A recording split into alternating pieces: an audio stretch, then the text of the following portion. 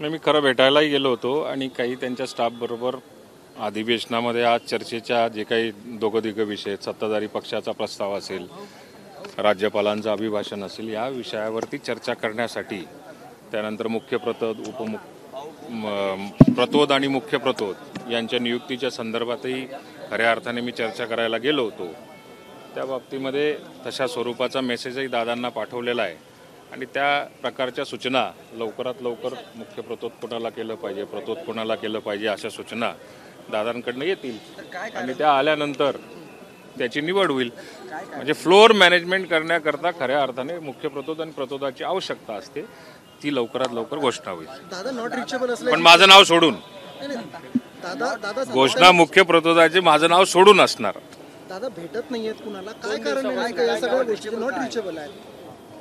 याचं कारण आता त्यांनाच विचारलं पाहिजे। माझ्या माहितीनुसार शेवटी खाते वाटपाच्या संदर्भात असेल किंवा हे काय आता थोडंसं वातावरण निवळण्याच्या दृष्टिकोनातून चर्चा असतील, ज्या गोष्टीची ज्या नेत्यांना कुठे काय संधी देता येऊ शकतं याच्या बाबतीतल्या चर्चा असतील, या सगळ्या चर्चा या पक्षाचे तिन्ही नेते मिळून करत असतावे असं माझं मत आहे। एका बाजूला छगन भुजबळ नाराज आहेत, त्यांनी उघडपणे आपली नाराजी व्यक्त केलेली आहे, त्याच्यानंतर अजित पवार भेटत नाहीत, नेमकं काय झालंय राष्ट्रवादीमध्ये? आता खाते वाटपावरून सुद्धा नाराजी होणार का? नाही, खाते वाटपाचा सर्वस्वी अधिकार मुख्यमंत्र्यांचा असल्यामुळे त्याच्या बाबतीमध्ये माझ्यासारख्याने बोलणं काही योग्य नाही।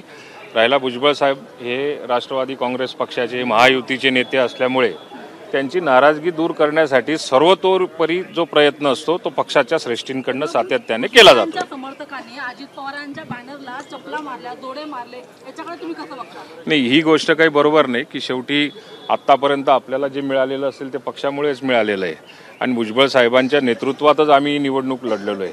त्यामुळे या प्रकारचं आंदोलन कार्यकर्त्यांनी करायला नको ही अपेक्षा राष्ट्रवादी काँग्रेस पक्षाचा एक मी सर्वसामान्य कार्यकर्ता म्हणून मी करणं अपेक्षित आहे आणि तसं कार्यकर्त्यांनी करू नये। मंत्रिमंडळातून वगळलंय, नेमकं काय कारण असू शकते तुम्हाला वगळण्याची?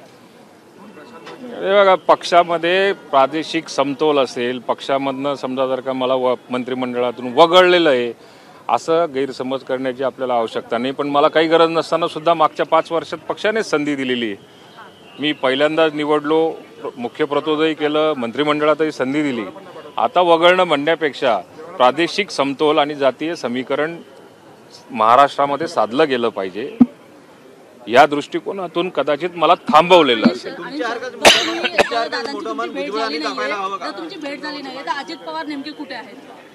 नाही, अजित दादा माझ्या माहितीनुसार आत्ता तरी शोध काढण्याच्या माझ्या दृष्टिकोनातून काढण्यापेक्षा ते कुठे आहेत या बाबतीमध्ये संध्याकाळपर्यंत तुम्हाला माहिती मिळेलच। भेटत नाहीये, चर्चा अशी की ते दिल्लीमध्ये गेलेले आहेत, तुम्हाला काही कल्पना आहे? या सगळ्या चर्चा यशस्वी करण्याच्या दृष्टिकोनातूनच ते पक्षश्रेष्ठींबरोबर सातत्याने संपर्कात आहेत आणि मला असं वाटतं की संध्याकाळपर्यंत याचा उलगडा आपल्याला सगळ्यांना मिळेल। कार्यकर्त्यांनी जोडे मारो आंदोलन करणं चुकीचं असल्याचंही अनिल पाटील यांनी वक्तव्य केलंय। तर भुजबळांची नाराजी आम्ही दूर करण्याचा प्रयत्न करतोय, दादा कुठे आहेत ते संध्याकाळपर्यंत समजेल, पक्षश्रेष्ठींशी सातत्यानं चर्चा सुरू आहे, संध्याकाळपर्यंत खुलासा होईल असं अनिल पाटील म्हणाले। एबीपी माझा, उघडा डोळे बघा नीट।